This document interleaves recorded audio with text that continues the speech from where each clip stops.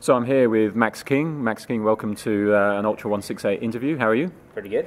How was your flight over? It's not bad actually, and and it's always nice when there's no issues or anything. I missed my ride at the airport to here, so I had to take a taxi. But other than that, it was good. So you're here primarily firstly for the Skyrunning Federation's conference, and then we move over to Zegama this weekend. Mm-hmm. We'll come to Zegama in a moment, but what do you think about what's being put on here this week? What you've heard about the race?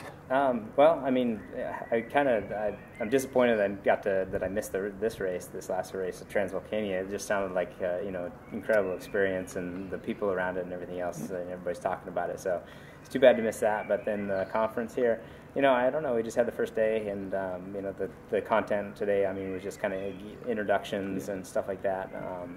The doctor did a pretty good presentation on altitude effects and stuff, and so it's good. We'll see what comes up in the next couple of days. And were you surprised at the results on the weekend? Dakota taking out over Killian and. Yeah, I was. I mean, honestly, I know Dakota's in great shape, and he's been just running phenomenally. But still, it's just kind of surprising that he took out Killian by what he did, and that the Americans came over and we actually had a pretty good race in Europe. I mean, that's always it's always been kind of a disappointment there. I know from UTMB and stuff, but this is great news, and I'm excited now. So does that motivate you for the weekends? Absolutely, yeah. I mean, just now I got to step it up too, and see what I can do. So just talking about Zegama, your thoughts on the race? Yeah, I mean, it's kind of such an unknown course to me that I don't know what to expect. I mean, I know that it's technical in spots, and I know that it's a lot of elevation gain, especially for somebody like me. But I always, like here and Sears and all, I always go in imagining and visualizing that I can win. It's just a lot of times when I'm in that mode of thinking like that, I don't. And a lot of times I have had some, well, not a lot, but I have had some pretty poor races. And then when I least expect it, I'll pop out a really great one, like at World Championships last year. So I don't know what's going to happen. I mean, I feel like I'm in good shape, and I always think I can win. But it just comes down to race day, and that's why you do it. So, who do you think are going to be featuring? Top 10 sort of podium potential? I was looking forward to racing Marco at a little bit longer distance, and Marco's not going to be there now, but Killian, he's coming off of this race, and I know that should make you tired, but it never really seems to. He seems to recover super fast, so I know I'll have to look out for him. I mean, even a couple of American guys and stuff that are coming back off of this race. Tom Owens, who was second last year, definitely looking at him. So good. And just looking at your past and present, you've had a couple of record attempts. You've obviously world champs. What do you see the future for you? What's the next big challenge? Yeah, I don't know. This summer is the biggest challenge right now, and I've got this race this weekend, Speed Goat in the Skyrunning Series, as well as the World Championships for mountain running.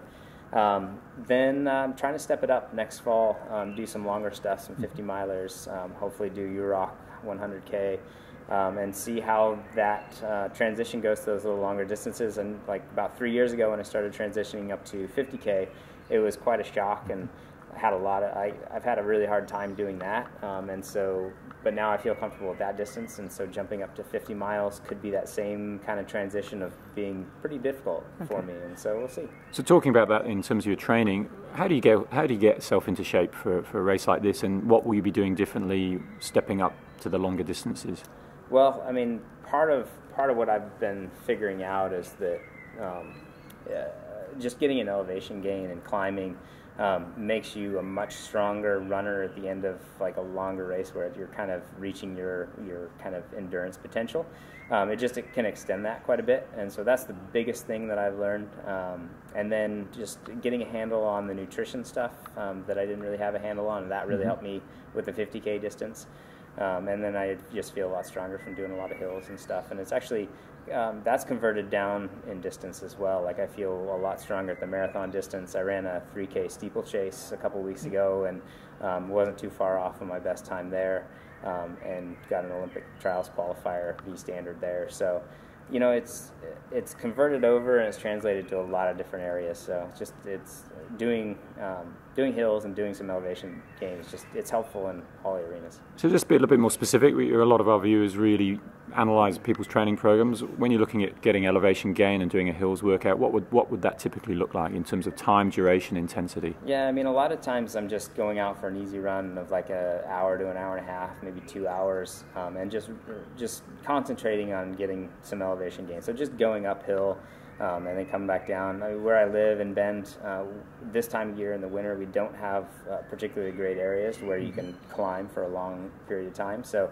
I've got to be doing repeats, basically just easy, but just repeats on about a hill that's about a mile long. It's like 800 feet, you know, elevation gain. So it's not significant. It's just you just keep doing that and doing laps on it, and that seemed to be, you know, what I've needed, and it's kind of as good as I can do where I live. So that's the training, and you mentioned briefly nutrition as you step up, and you were working on that. What sort of nutrition do you use, your strategy? Yeah, well, I mean, I use Hammer Nutrition. I find it to be the best for me and a lot of other people, just with having just the maltodextrin mix, no other simple sugars and stuff. And, you know, the key was regimenting that to very specific times during the race. So, you know, it's like at an hour 15 during a 50K, I start my regimen of doing electrolyte tab, a gel, and some water, and then repeat that every half an hour after that. And it seems to really hold through about 50K. Toward the end of a 50K, especially if it's hot or something, then I'll need a few more, and I'll break that down to about every 15 to 20 minutes for the last, you know, hour or so. And you're using something like a watch to remind you, or have you got a crew? Or just a watch. Yeah. Just doing a watch, you know, and just keeping track of the time. And do you think you'll need to modify that to a different type of nutrition strategy if you head up to the sort of 80 kilometers, up to 100 kilometers and beyond? It's hard to say, but yeah, I think I'm going to. I think I'm going to need more actually going up, and you know, that's part of the experiment of doing those races is figuring that out. Just, you know, if I stick to that plan, does it work for a 50 miler that's in a cooler temperature, or do I need to do more toward the end of the last 2 hours on that type of course, or you know, if it's hotter, do I need more or less, whatever. So. And talking of sponsors, a lot of big brands here, big investment. How do you think an athlete and a sponsor should work together in terms of what makes a good partnership from your perspective? That's a difficult question. I think that depends on the person, depends on the company as well, what they get the most out of their athletes doing. And I definitely think that with the increase, you know, with this event here, seeing that trail running and ultra running in particular is kind of coming up, and it's becoming more popular, that I think the companies, you know, sponsors can start to work a little bit more with their athletes to get more out of them. I don't think they've utilized their athletes quite to the extent that they probably could. You know, it's like we go around, we do races, and maybe there will be a blog post, something like that, but that doesn't utilize the athlete to the extent that they probably could be in other sports.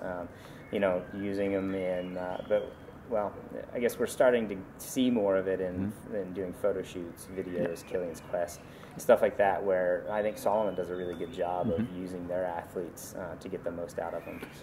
So just tell us about how you work with your sponsors in terms of footwear development.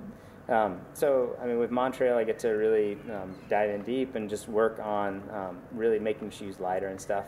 At some point, you've kind of got to back up for that mass market appeal, but I think, you know, pushing the envelope with their athletes kind of gets the most out of their R&D department by really kind of trying to go as lightweight as possible by just, you know, material development, you know, last development, what you can really put into a shoe and make it so that it's more runnable, better transition, whatever it may be. You're pushing the envelope on those things, and then you kind of back up and you take the best parts out of those shoes and put it into a mass market shoe, and it becomes a great shoe. So I think that's really kind of the life cycle and the development side of making a great shoe.